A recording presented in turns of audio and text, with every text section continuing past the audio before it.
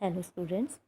तो पार्ट 9 सवाल का जवाब, जिसमें तन्मय अभी अ, उसने दुकानदार का हाथ पकड़ा और अपनी साहस और हिम्मत उसने दिखाकर उस दुकानदार को माफ़ी मांगने पर मजबूर कर दिया। तो उसने माफ़ी मांगी और वह सही भी था तन्मय। तो वैसे ही वहाँ भीड़ इकट्ठी हो गई थी। तो भीड़ में से किसी ने क्या कहा, अब वो जो दुकानदार है माफ़ी भी मांग रहा है, अब उन गरीब बच्चों को फुलझड़ी के पैकेट और पटाखे भी दे रहा है ना। तो भीड़ में से किसी ने क्या कहा था कि देखा राजू, उस लड़के ने किस सच्चाई और साहस से इस दुकानदार को सबक सिखा दिया। और कोई कह रहा था बनिया बड़ा चालाक है, सोचा माफ़ी मांग लो और 10-5 रुपए के पटाखे देकर इस मुसीबत से छुटकारा पा लो, वरना उलझ गए तो त्योहार की सारी दुकानदारी धरी रह जाएगी। है ना। बात भी सही थी, क्योंकि अभी तो कमाने का समय था त्योहारों में। मैंने दुकानदार से अपना सामान रखवाया। ये कौन कह रहे? लेखक यानी तन्मय के दादाजी। तन्मय अभी भी उन चारों लड़कों से बातें कर रहा था। मुझे देखकर वे मुस्कुराते हुए वहाँ से चले गए। मैं तन्मय के साथ लौट आया। अब वो घर वापस आ गए। शाम को लगभग 4 बजे मैं बैठा चाय पी रहा था कि तन्मय मेरे पास आया। बोला, दादाजी 150 रुपये में कितने रुपए मिलाने चाहिए कि वे 200 हो जाए? अब 200 रुपये 150 में कितने रुपए मिलाएंगे? तो आपको भी पता होगा ना कितने रुपए और मिलेंगे तो 200 हो जाएंगे, है ना।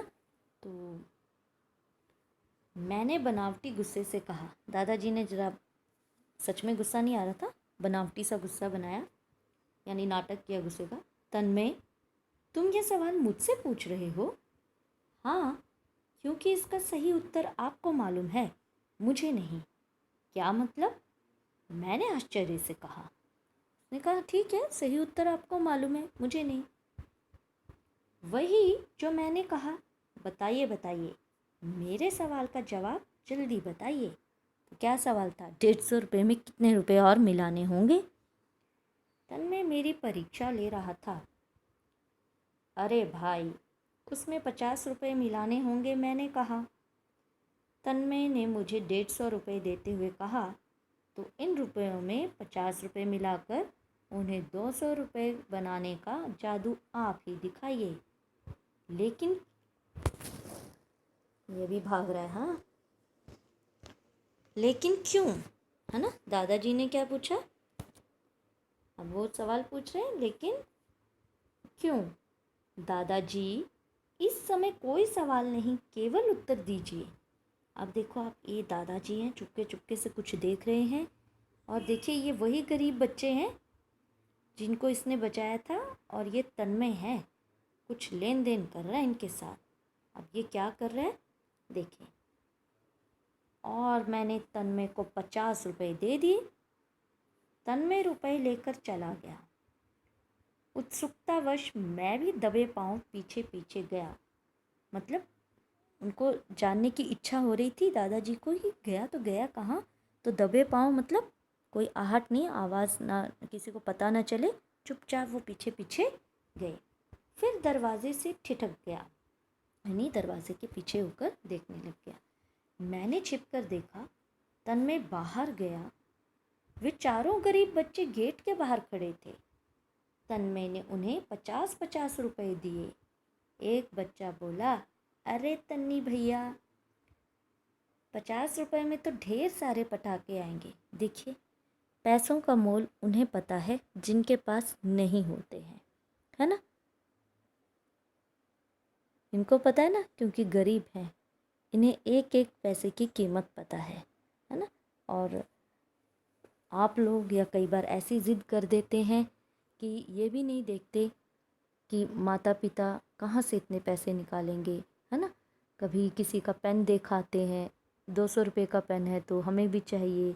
अरे 200 रुपये का पेन भी कोई जादू नहीं दिखाता है ना। लिखता तो 5 रुपये का पेन भी है, उत्तर सही पता होना चाहिए। फ़ायदा क्या, 200 रुपये का पेन कौन सा जादू दिखाएगा, या 400 रुपये का पेन कोई भी जादू नहीं दिखाएगा। 2 रुपये का पेन भी चमत्कार कर जाएगा यदि आप पढ़ने वाले बच्चे हैं, है ना। आप सुंदर लिखते हैं, आप उस पेन से भी अच्छा लिखेंगे। ये तो एक उदाहरण है। तो देखिए अब वो बच्चे 50 रुपए में भी खुश हैं कि ढेर सारे पटाखे आएंगे। उसने चुप करा दिया, बिल्कुल चुप। तन्मय ने उसे चुप कराया और उन सबको जाने के लिए कहा कि तुम सब जाओ चुपचाप। तन्मय लौटा तो मैं जल्दी से अपने कमरे की तरफ लपका। तभी मैंने देखा कि एक कोने में तन्मय का मिट्टी का गुल्लक टूटा पड़ा है। जानते ना, पिगी बैंक है ना, वो टूटा पड़ा है, वो मिट्टी का होगा ना, वो टूटा है। तन्मय मेरे कमरे में आया, बोला, हाँ दादाजी, अब पूछिए कि मैंने 50 रुपये क्यों मांगे थे। आपके सवाल का जवाब। पहले दादाजी ने पूछा था क्यों। अब तन्मय कह रहा है कि अब मैं बताता हूँ आपके सवाल का जवाब। मैंने तन्मय के मुंह पर हाथ रखकर कहा, सवाल का जवाब मुझे मिल गया है। और मैंने तन्मय को सीने से लगा दिया। क्यों लगाया दादाजी ने तन्मय को सीने से? ये हरे कृष्ण देव सरे हैं, ठीक है। तो दादाजी ने तन्मय को क्यों गले लगाया? उन्होंने इसलिए लगाया कि उन्होंने ये देखा कि इस छोटे से बच्चे के अंदर कैसी भावना है दूसरों की मदद करने की, दूसरों के साथ गलत ना हो, सच्चाई की राह पर चलने की। कितने सारे गुण उस तन्मय के अंदर थे, है ना। तो उन्होंने देखो क्या देखा कि ये गरीब बच्चे वहाँ पर कुछ नहीं खरीद सकते थे, तो तन्मय ने उनको घर बुलाया, है ना।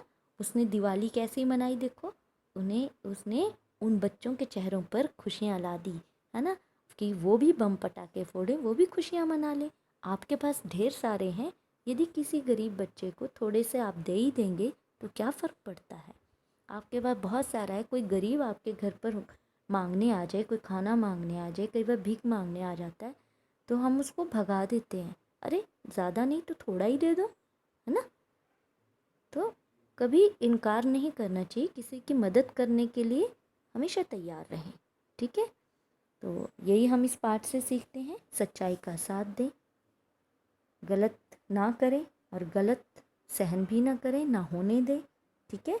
तो यही हम इस पाठ में तन्मय के माध्यम से हमने ये सीखा, ठीक है।